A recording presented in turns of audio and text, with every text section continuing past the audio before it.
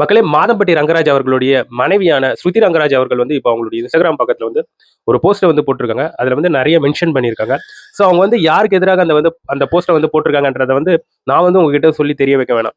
ஏன்னா இப்போ வந்து ஜாய் கிறிஸ்டா மற்றும் மாதம்பட்டி ரங்கராஜ் அவர்களுடைய வழக்கு என்பது விசாரணைக்கு வந்து போயிட்டு இருக்கு.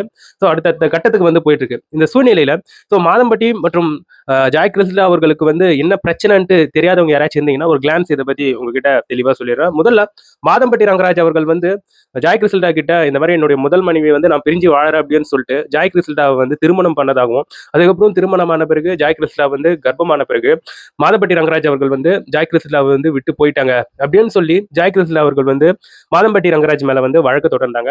ஸோ அந்த வழக்கு தொடர்ந்த பிறகு போலீஸ் வந்து மாதம்பட்டி ரங்கராஜ் மேல வந்து எந்த ஒரு விசாரணையும் மேற்கொள்ளல, எந்த ஒரு ஆக்ஷனும் எடுக்கலன்ட்டு சென்னை மகளிர் ஆணையத்துல போயிட்டு அவங்க திருப்பி இன்னொரு வழக்கை வந்து பதிவு செஞ்சாங்க. அதுக்கப்புறம் மாதம்பட்டி ரங்கராஜ் அவர்கள் கூட ஜாய் கிறிஸ்டா மேல வந்து ஒரு வழக்கை வந்து பதிவு செஞ்சாரு, மான நஷ்டம் வழக்கு அப்படின்ட்டு. ஸோ அதை வந்து தள்ளுபடி பண்ணியாச்சு. ஸோ அதுக்கப்புறம் மகளிர் ஆணையம் வந்து என்ன சொன்னாங்கன்னா, உங்களுடைய மொத்த ஆதாரத்தையும் எடுத்துக்கொண்டு வந்து நேரில் ஆஜராகணும் அப்படின்ட்டு மகளிர் ஆணையம் வந்து சொல்லியிருந்தாங்க. ஸோ அதோடைய வழக்கு விசாரணை என்பது கூடிய விரைவில் வந்து நடக்க போகுது. ஸோ இதுக்கு முன்னாடியே அவங்களுடைய ஆதாரங்களை எல்லாம் கொண்டு போயிட்டு நேரில் வந்து ஆஜராயிருந்தாங்க. மாதம்பட்டி ரங்கராஜ் அவர்கள் கூட அவங்களுடைய முதல் மனைவியான ஸ்ருதி ரங்கராஜ் அவர்கள் கூட வந்து போயிருந்தாங்க. ஜாய் கிறிஸ்டா அவர்கள் கூட அவங்க கிட்ட இருக்கக்கூடிய ஆதாரங்கள் எல்லாம் கொண்டு போயிட்டு சென்னை மகளிர் ஆணையத்துல வந்து நேர்ல ஆஜரானாங்க. ஸோ அது போன்ற சம்பவங்கள் என்பது ரீசெண்டா நடந்திருக்கு. இப்போ என்ன நடந்திருக்குன்னா, மாதம்பட்டி ரங்கராஜ் அவர்களுடைய ஒய்ஃபான ஸ்ருதி ரங்கராஜ் அவர்கள் வந்து அவங்களுடைய இன்ஸ்டாகிராம் பக்கத்துல வந்து ஒரு போஸ்ட் வந்து ஷேர் பண்ணியிருக்காங்க.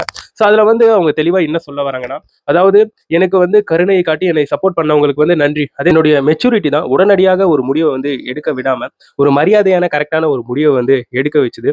எல்லா ஃபேமிலியும் உள்ளேயும் வெளியேயும் பல பிரச்சனைகளை வந்து சந்திக்கும். அதெல்லாம் நம்ம கடந்து போயிட்டு யூனிட்டி இஸ் பவர்ன்னு சொல்லுவாங்க இல்லையா, ஒற்றுமையே வலிமை அப்படின்னு சொல்லுவாங்க இல்லையா, அந்த மாதிரி அதை வந்து எதிர்கொள்ளணும் அப்படின்ற மாதிரியான ஒரு பாணியில அவங்க வந்து ஒரு போஸ்ட்ல வந்து போட்டிருந்தாங்க. அது கீழே கேப்ஷன்ல இன்னமும் நிறைய எழுதியிருந்தாங்க.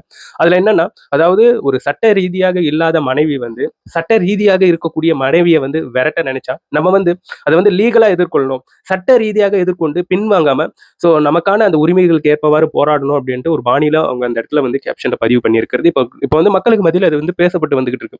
ஒரு சிலர் வந்து ஆதரவாகவும் பேசிட்டு இருக்காங்க, ஒரு சிலர் வந்து இத்தனை நாள் பேசாம இப்ப ஏன் நீங்க வந்து பேசுறீங்க அப்படின்ட்டு இது போன்ற விஷயங்கள். இன்னொரு பக்கம் வந்து ஜாய் கிறிஸ்டாக்கு நடந்தது உண்மையாவே ஒரு அநியாயம், மாதம்பட்டி ரங்கராஜ் மேல வந்து தப்பு இருக்கு, அது உங்களுக்கு தெரியலையா அப்படின்ட்டு ஸ்ருதி ரங்கராஜ் அவர்களையும் இதுல வந்து மென்ஷன் பண்ணி பேசுறாங்க. ஸோ எனிவே மக்களே, ஸ்ருதி ரங்கராஜ் அவர்கள் வந்து பேசியிருக்கக்கூடிய விஷயம் உங்களுக்கு என்ன தோணுதுன்றதை என்னோட கமெண்ட் செக்ஷன்ல பதிவு பண்ணுங்க.